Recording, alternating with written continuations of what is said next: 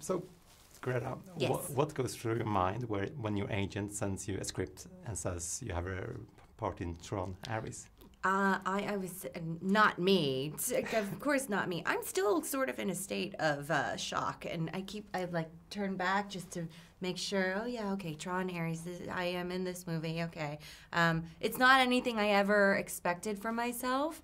I've never been a part of a franchised film, a movie of like on the scale. I've never done sci-fi. I'd never done action. So there were many surprising elements to this one for me. And are you a sci-fi fan?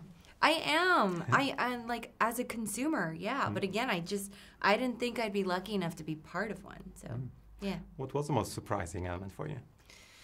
Oh, so many things. I'm very proud of what we've done and this group of people.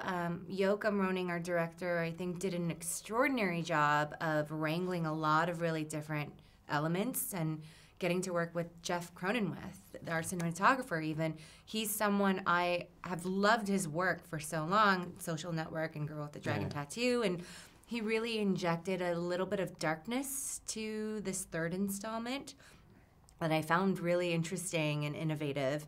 And we have Nine Inch Nails and Trent and Atticus as film scorers. For me, they set the standard for composers. So together collectively, I'm just really, I'm so proud. I'm so excited to share it with everyone.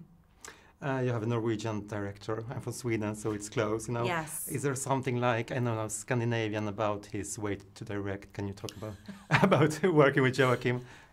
Yes. There's something called karaoke acting. And in a movie like this, if you can imagine, we are doing a lot of things in front of blue screens and volume sets, and even the things we're doing on location, which we did a lot.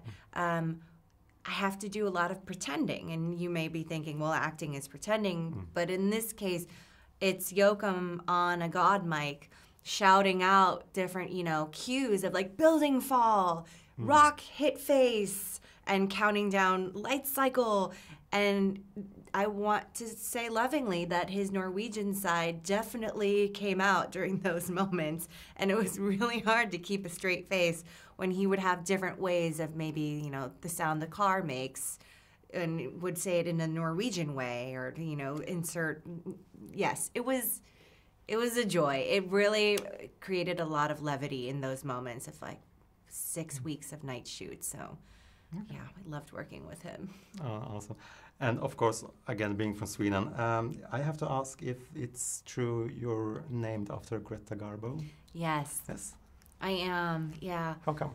Well, there's two stories. My grandfather served as a billboard painter during the Korean War for the U.S. Army base in Korea. So he was painting a lot of Hollywood movies that were coming through to screen for the troops then. So he was a film buff, and he introduced me to all of the great legends, and he named me after Greta Garbo, but my mother also now claims that it was her. So, well, between the two of them, someone came up with that. He loved movie legends. You could have been Ingrid. I could have been Ingrid, and I would have loved to have been Ingrid. All right. But some of your favorite science fiction movies, and if you would give us some tips, I love Dune, and I love the last iteration of Dune. But I love like the Annihilation series. Are you familiar with that? I'm not.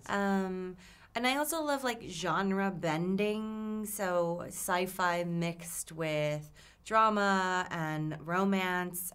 Wong Kar-wai to me is not considered sci-fi, but there are elements to some of his films that are bending those categories that I really enjoy. Beautiful movies. Okay, thank you so much. Okay, thank you. Wonderful to meet you.